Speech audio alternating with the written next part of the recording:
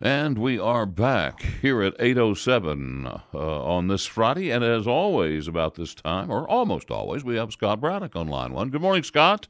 Morning, Dave. Hey, you do have a crazy story. We just did that story about our Texas lawmaker that was caught on a video dropping an envelope of cocaine. It kind of ruined his career and perhaps his law license, too, huh? That's a potential fallout from this, absolutely. A couple of months ago, Chairman Poncho Navarro, who's from Maverick County down in South Texas, was coming into Austin on a private plane, and this is a privilege that those lawmakers who use private planes, like Kel Seliger from out y'all's way up in Amarillo, and I think John Frullo has a plane as well. He could use the private airstrip that DPS and TxDOT run at the Austin airport, and Navarro's. He admits it. He didn't blame anybody else. I do want to say one thing on his behalf, which is he's not blaming anybody else. You don't see him, pointing fingers or anything like that, or trying to make any excuses. No. He actually said, which you almost never hear this from a politician. There's no one to blame but me. Well, I do want to ask this though. When they were originally, I guess, talking to him and getting his DNA sample, why didn't he just admit it? Well, I mean, what do you do?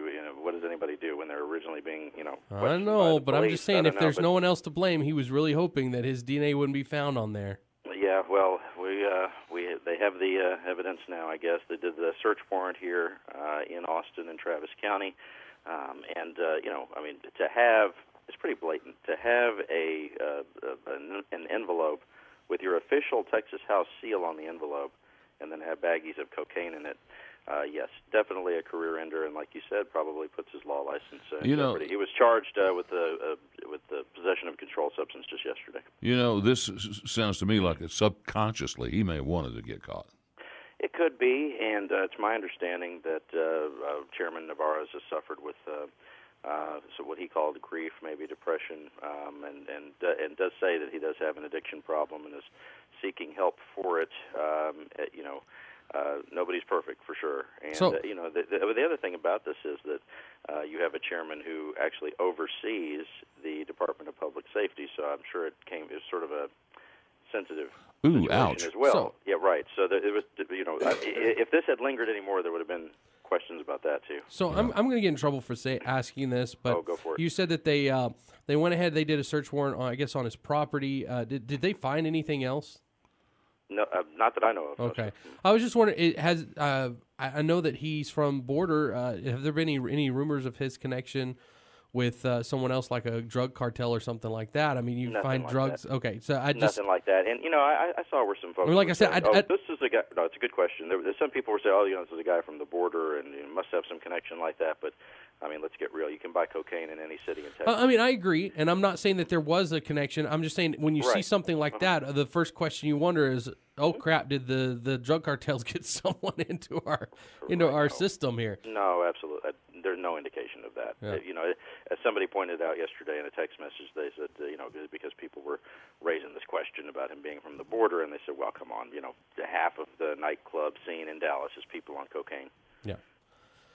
Yeah. So anyway, it's a weird story. Weird story. It is a very weird story. Expect to see. Yeah. And I should say, very unfortunate. For a variety of reasons. I mean, it's a tragedy for him and his family. For what has gone on with his addiction, as he described it. But also the fact that this is somebody who was well liked by folks on both sides of the aisle. You might remember, it was a few sessions ago, that there were some gun rights activists, the open carry activists, who refused to leave his office. Yeah, the Fort Worth guys. And they, that incident, the fact that they wouldn't leave his office, was why there were panic buttons installed in the offices of state representatives who wanted them. And it was a Republican from Munster, Texas, Drew Springer, who had some buttons or stickers made up that almost every lawmaker, Republican and Democrat, both wore for at least a day or two on the House floor, buttons that said, "I am Poncho." So they were sort of doing a show of solidarity for him. And just too bad that somebody, point is, a colleague that they really respect, and now his career's over. Yeah. Probably a good time to mention, Scott, that you are the editor of the Quorum Report, and it just dawned on me that we don't really have or haven't done a good job of explaining to our audience who you are. And why don't you tell us about the Quorum Report? The Quorum Report is sometimes thought of as the community newspaper for the Texas Capitol, and I say that because our primary audience is the lawmakers themselves, the staffers, the lobbyists, the political consultants, people who are political professionals. So what we do is try to give them intelligence about what's happening in the political process and the legislative process in real time.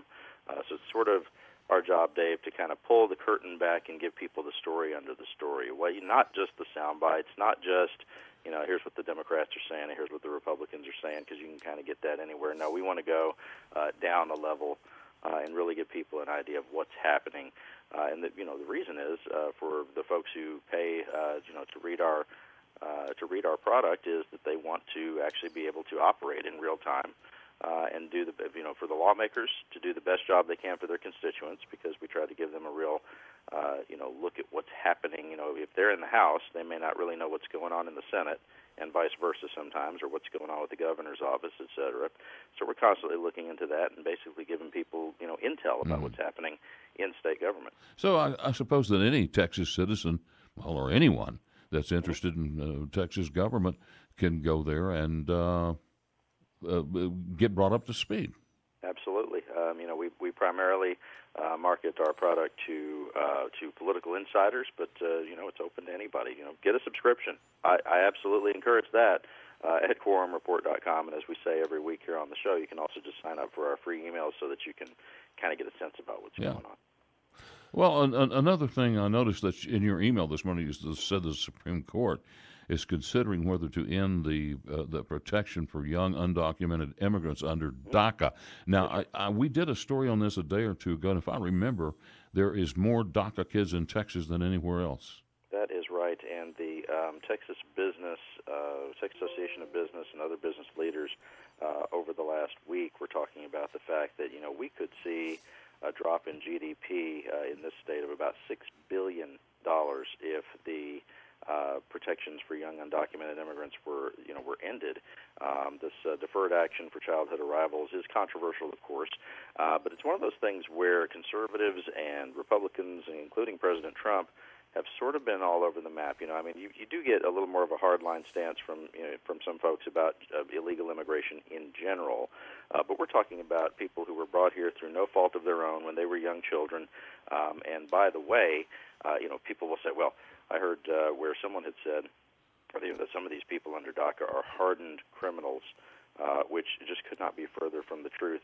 When you look at the requirements for protection from deportation under the DACA program, you must not have been convicted of a felony offense, a significant misdemeanor, or more than 3 misdemeanors, and do not pose a threat to national security or public safety, and you have to currently be in school, have graduated from high school, have obtained a GED, or have been honorably discharged from the Coast Guard or armed forces. In other words, we're talking about the people who are on the straight and narrow, and not those folks who may be more questionable. Now, I do want to say this. Most of these people are probably in their 20s at this point, or That's older. Probably right. Mm-hmm. So the other thing to remind people is that Donald Trump actually tried to get DACA into law, or kind of the understanding of DACA. But a lot of even the state of Texas has a lawsuit against DACA saying that the actual DACA is unconstitutional because it isn't a law. It was a overreach of a president. And so what's happening is Donald Trump's trying to pull back on this law, and they're suing, saying he can't do that.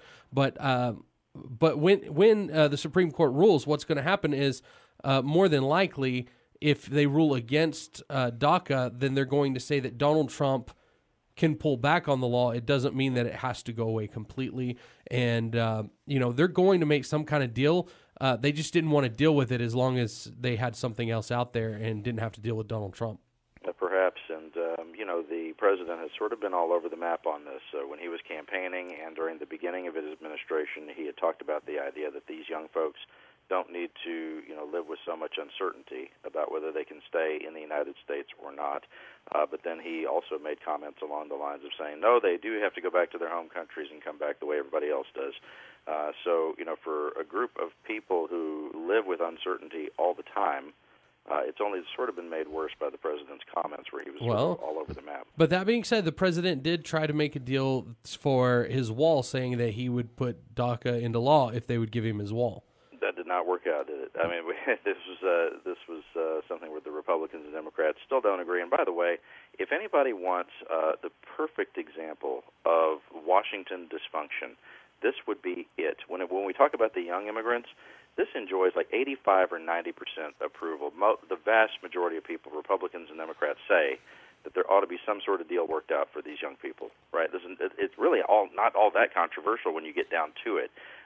But for whatever reason, Republicans and Democrats want to use it mainly as a political issue to kick around. Well, the controversial part is how do you stop it from happening again? Scott, the quick. It looks to me like what the Democrats do not want to see Trump with a win on this. Very, very possible. And as Senator Cornyn has said, because of the impeachment hearings, which I'm watching the second round of that getting started today here, the primetime TV, I guess, all day long. The impeachment hearings in Senator Cornyn's estimation means that we're not going to see any real progress on other legislation. Yeah, I just got to go happening. We're up against the clock, and again, thank you. We always are well informed on our Friday talk with you. I appreciate you, Dave. Scott Braddock with the Quorum Report.com. Talk to you next week, Scott.